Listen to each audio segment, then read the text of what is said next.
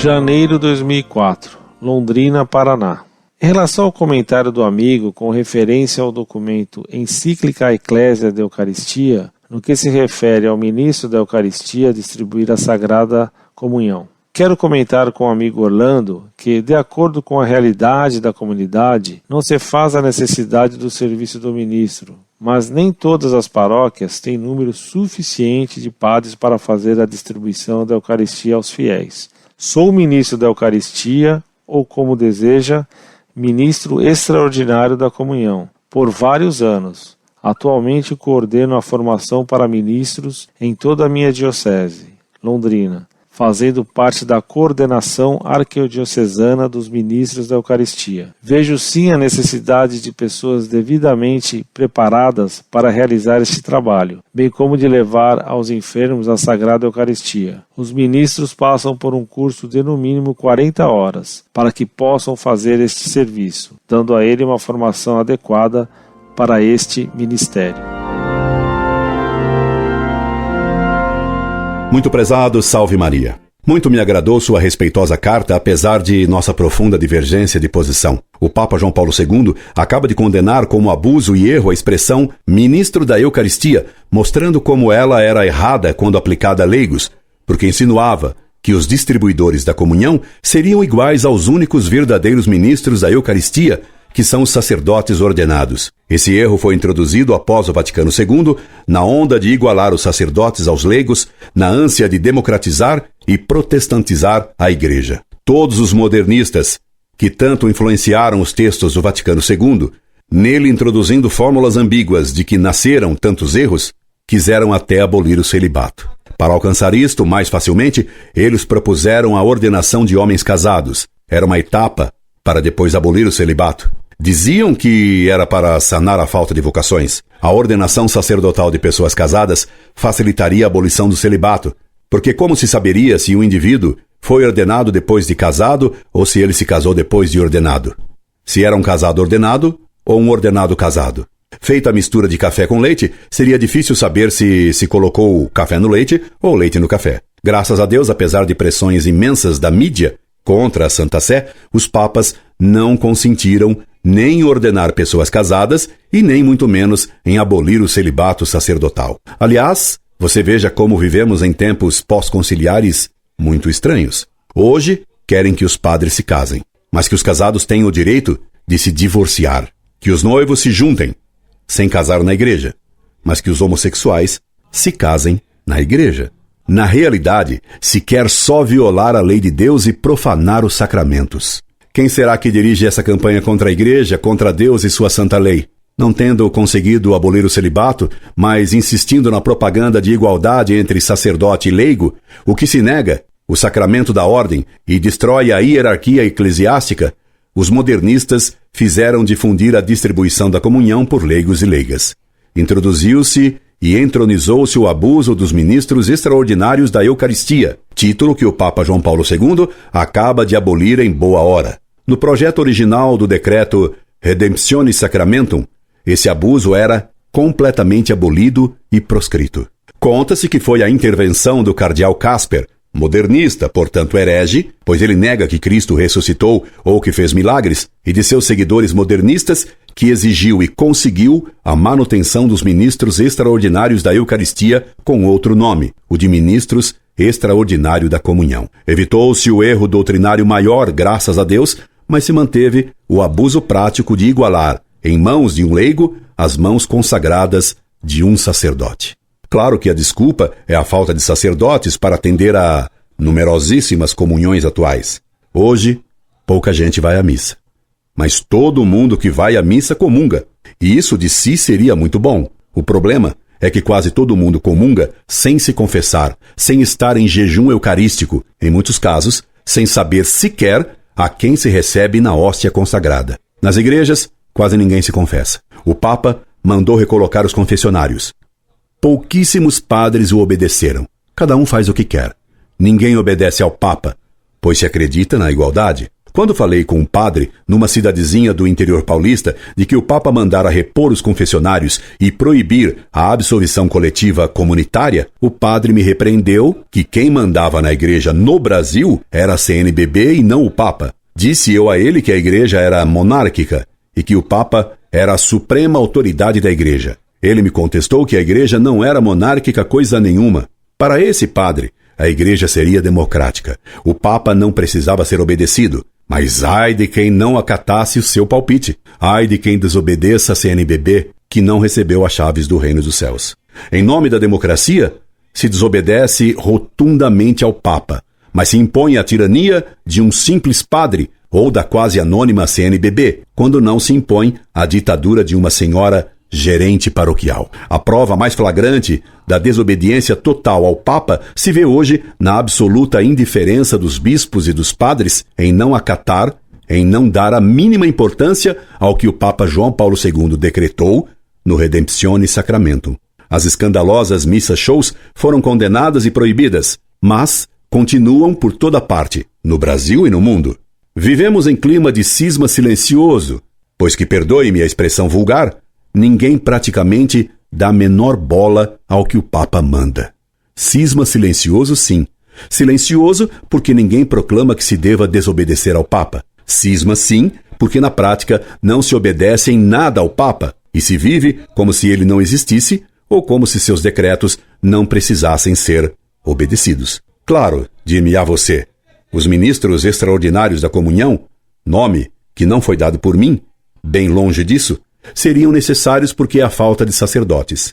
Os vigários estão muito ocupados. Mas, tempo para assistir à novela das 8, eles o têm. Tempo para ir à praia? Muitos o têm. Numa cidade de Minas, contaram-me que alguns padres, às vésperas do carnaval, avisaram o povo de que, durante o tempo da fusarca, a igreja estaria fechada porque eles iam aos bailes de Poços de Calda, que eram mais animados. E os doentes nos hospitais? Poucos hospitais veem algum padre. E o ensino de religião nas escolas estaduais? Não existe. Praticamente não existe aulas de catecismo, nem em numerosíssimas paróquias. E como existir catecismo paroquial se nega qualquer valor à doutrina? Um padre de São Paulo contou-me que há padres, aqui, que nem sabem a fórmula da absolvição sacramental e que se não tiverem o folhetinho da missa, esses horrendos folhetinhos dominicais, eles não sabem rezar a missa. Dei aula por quase 40 anos em colégios estaduais. Só 2 vezes vi padres irem dar aulas de religião. Antes não tivessem ido.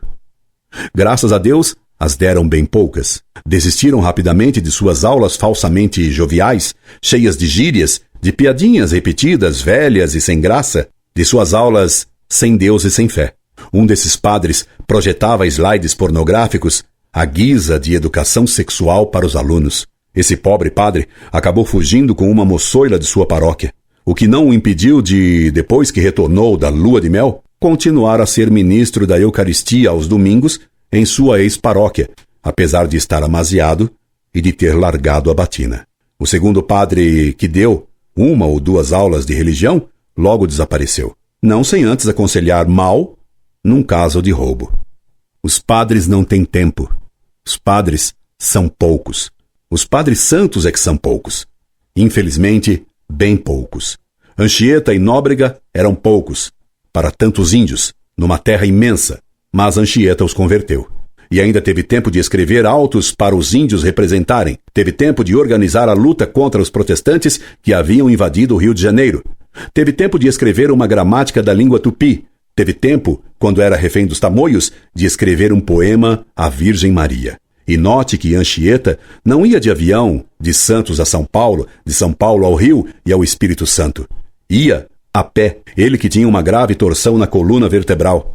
Nem INSS ele tinha. Ia a pé, no meio das matas, das feras e dos antropófagos. Anchieta era um só, aqui no sul. Mas fazia milagres. Havia falta de padres também no Brasil daquele tempo.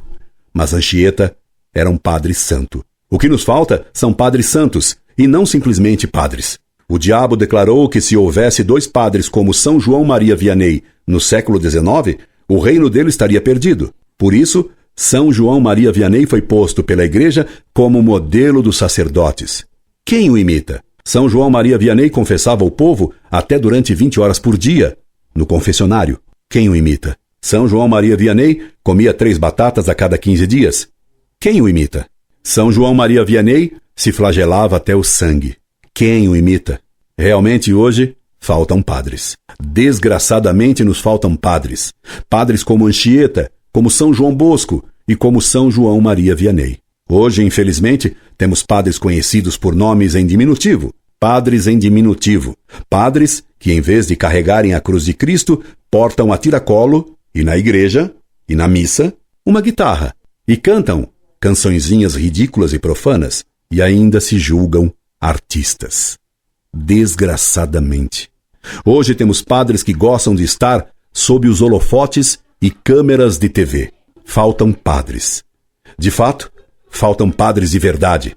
Não que esses padres em diminutivo, de bermudas e de guitarra tiracolo e mascando chicletes, não sejam padres realmente ordenados. A desgraça é que eles são padres mesmo, mas não são santos, nem sequer piedosos.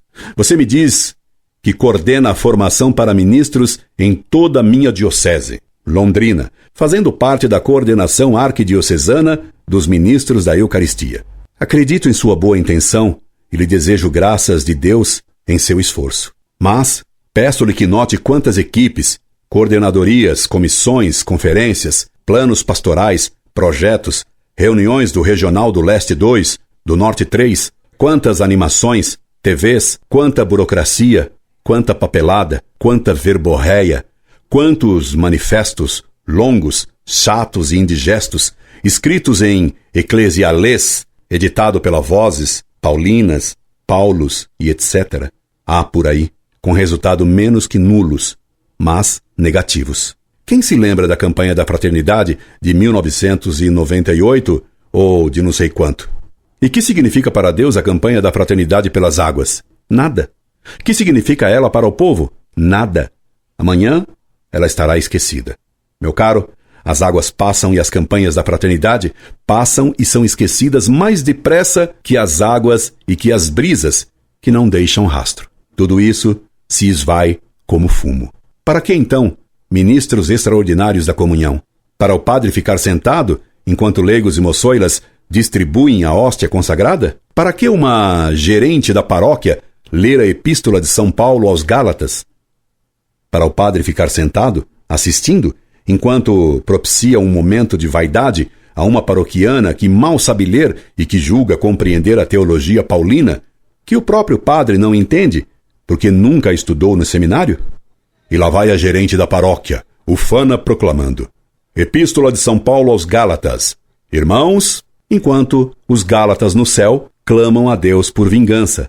Amém, amém, veni Domine. Para que falar em realidade da comunidade, se uma paróquia não é, e nem nunca foi, e nem pode ser uma comunidade em sentido próprio? Comunidade existe num convento ou num mosteiro, onde haja voto de pobreza. Estarei enganado? Nos conventos e mosteiros não existe mais o voto de pobreza? Numa paróquia, não há voto de pobreza. Numa paróquia, as coisas não são postas em comum. Graças a Deus. E nem devem ser postas em comum. Há um abuso hoje da palavra comunidade, e quando se abusam das palavras, elas se vingam de nós com a realidade. Precisamos de padres realmente dedicados, sacrificados. Como Nosso Senhor. Ele não organizou nenhuma regional do Leste 2, nenhuma comissão para a conversão dos gentios. Quando ele foi levantado, atraiu tudo a si. Jamais os santos se preocuparam com planos e burocracias, como se a vida da igreja fosse possível de ser planificada como um programa de governo ou uma produção de uma fábrica. Claro que a ação dos santos seguia um plano racional, mas o fundamental não são os planos muito naturalistas, mas a graça sobrenatural, a oração. Faltam padres, sim. Faltam padres de fé e de oração. Faltam padres que saibam que 12 apóstolos conquistaram o mundo com fé, oração e o sangue do martírio. Faltam santos. Faltam mártires. Que Deus o faça um deles. Incorde Jesus Semper, Orlando Fedeli.